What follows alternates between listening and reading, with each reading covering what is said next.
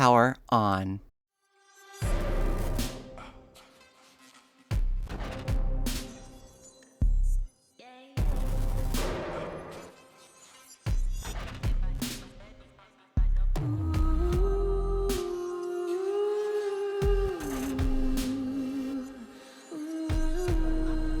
I love cats.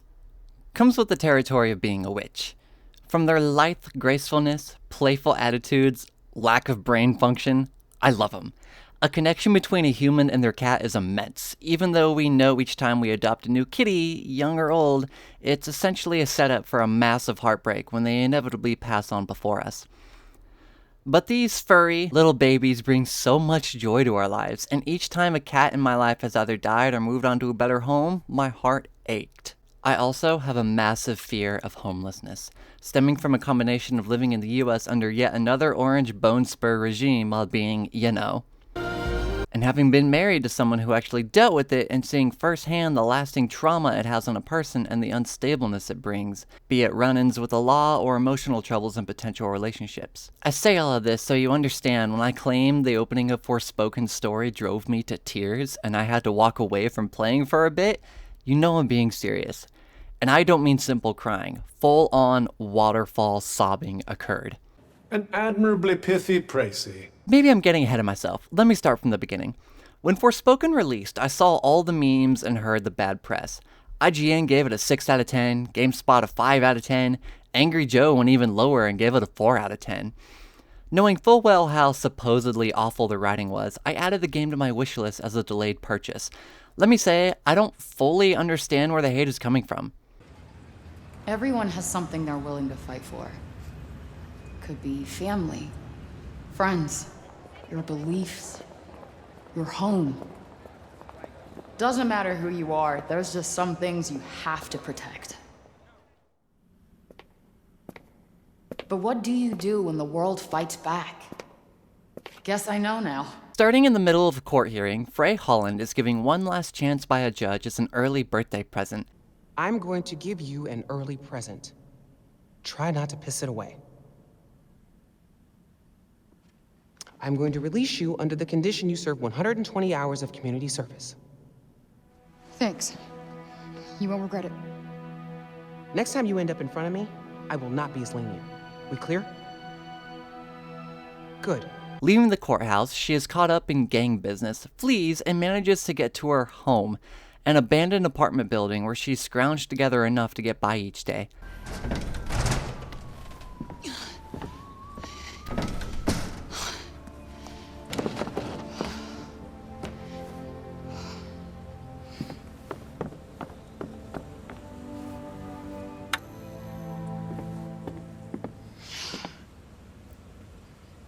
Home sweet hell. Getting a moment to explore her place, we see just how desperate Frey is to get out of New York City and start fresh. The only companionship she has being Homer, who is just the cutest little baby. I know.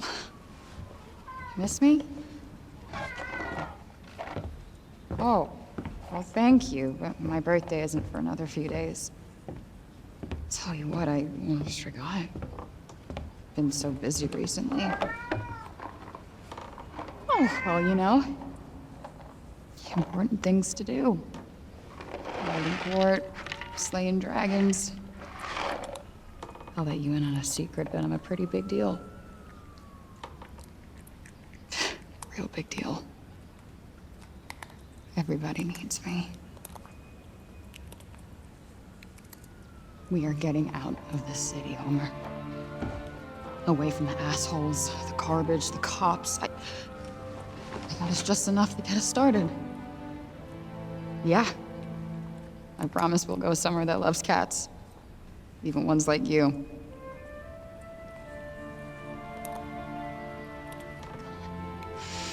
I just can't wait for clean air, bright skies. No more chases, no more cops, no more fights.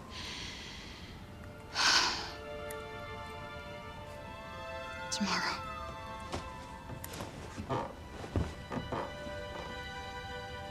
One more sleep, and we are out of here.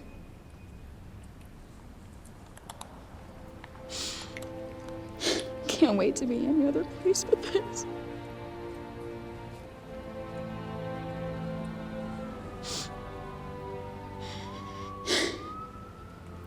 Then disaster strikes.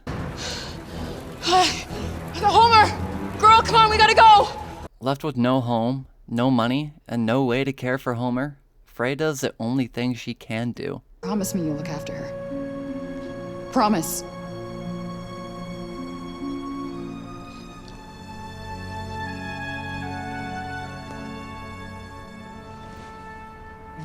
Thank you. Everything about these opening minutes breaks my heart, and I was fully invested. Immediately afterwards, magic is introduced. I mean, wow.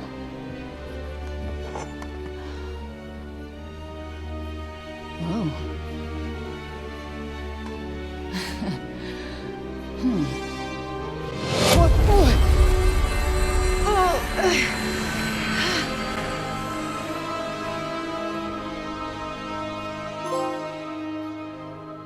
Yeah, the shift from gut-wrenching life drama to fantasy action is abrupt, and admittedly, this is where the first bit of truly horrid dialogue appears. I just move shit with my freaking mind! Yeah, okay, that is something I do now. I do magic, talk to sentient cuffs, kill jacked up beasts. You know what? I'll probably fly next. Now you're just being ridiculous. Moving on from whatever that was, we're introduced to the combat and general feel of movement in Forspoken.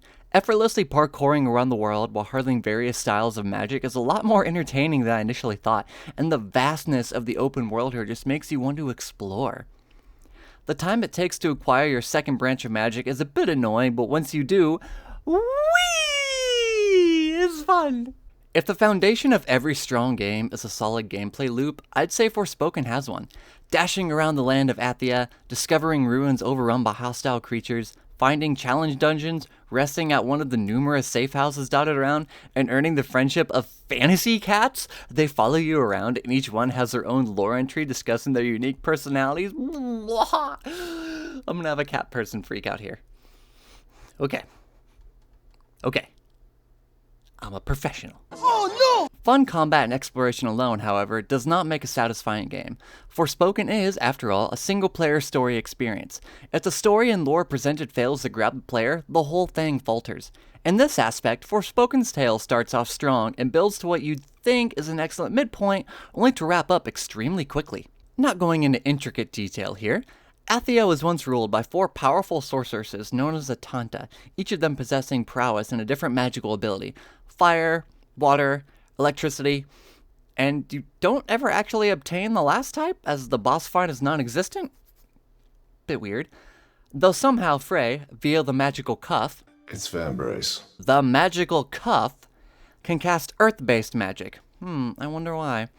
At some point, the era of peace was suddenly ruined, and each of the Tanta turned against their subjects, unleashing a catastrophic scourge upon the land known as the Break.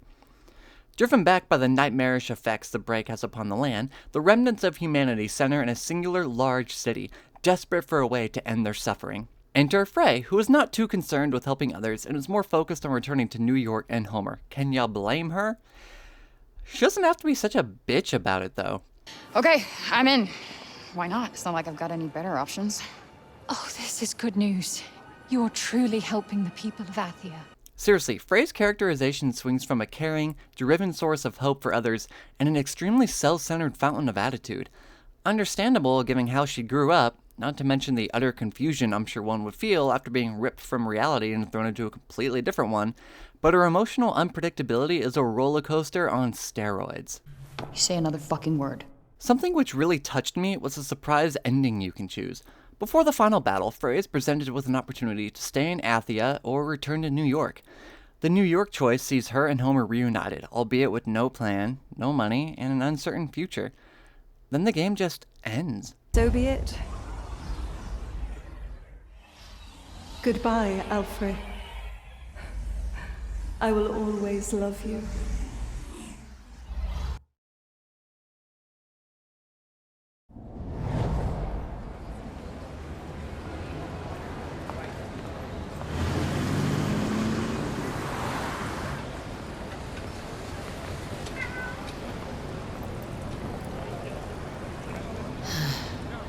Where do we go now? Staying in Athia leads to possibly the best boss fight in the story, and a rather touching epilogue, leaving the door open for a sequel, one which I would more than be okay with. I'll